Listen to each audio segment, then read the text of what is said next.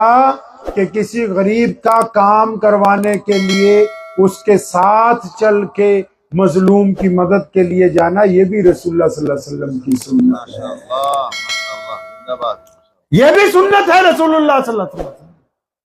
پہنچ گیا ابو جہل کے دروازے پہ، دروازہ کھٹکھٹا، ابو جہل باہر نکلا، محمد رسول اللہ نے فرمایا کیا بات، اب تو غریبوں کے پیسے مارنے لگا ہے، چل جلدی کر۔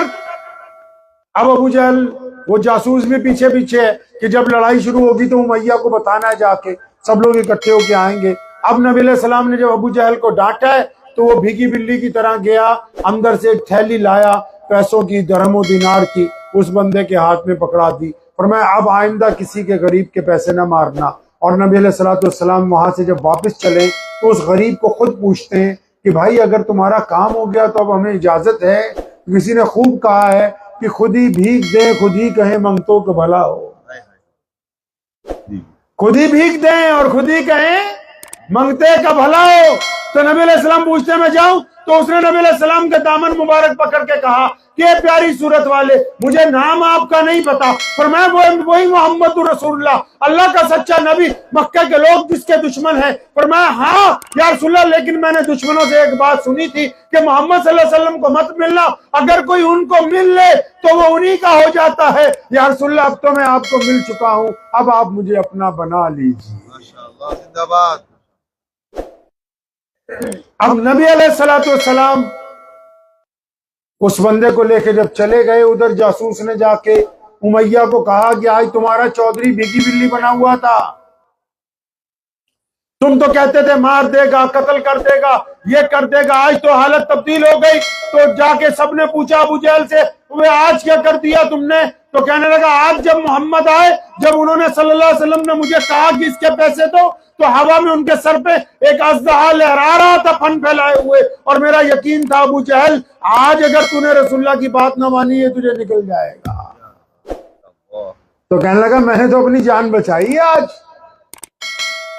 پیارے محمد علیہ السلام ایک راستے سے گزرتے ہیں روزانہ، ایک غلام چکی پیستا ہے، اور ایک دن گزرے غلام رو رہا ہے، پیارے پیغمبر علیہ السلام نے پوچھا کیوں روتا ہے؟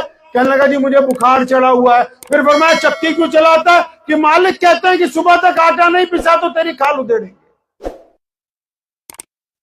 نبی علیہ السلام نے ان کی بات سنی، فرمایا کوئی بات نہیں، ہم تمہاری مدد کریں گے۔ تو آپ صلی اللہ علیہ وسلم گھر تشریف لے گئے۔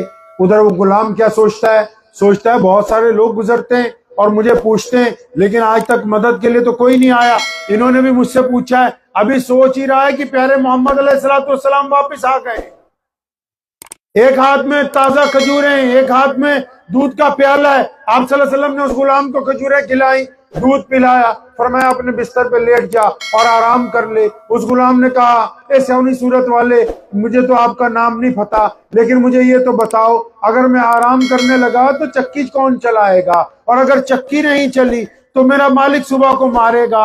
سنو مسلمانوں، محمد صلی اللہ علیہ وسلم نے فرمایا تھا کہ تم اپنی جگہ آرام کر لو، چکی میں تمہاری جگہ چلا۔ نبی علیہ السلام 3 دن لگاتار چکی چلا رہے ہیں اور اس غلام کو کھانا کھلا کے، اچھی خوراک کھلا کے آرام کرنے کا موقع دے رہے ہیں۔ پیارے پیغمبر علیہ السلام خانہ کعبہ میں پہنچے اور نبی علیہ السلام نے خانہ کعبہ کے چابی بردار عثمان بن طلحہ کو کہا کہ ابن طلحہ ذرا بیت اللہ کی چابی دو، میں 2 رکعت نماز پڑھنا چاہتا ہوں۔ اب ابن طلحہ نے تلخ بات کہہ دی آگے سے، کہنے لگا اگر قریش کا بچہ بھی آ جائے تو میں ان کو چابی دے دوں گا، آپ کو چابی نہیں دوں گا۔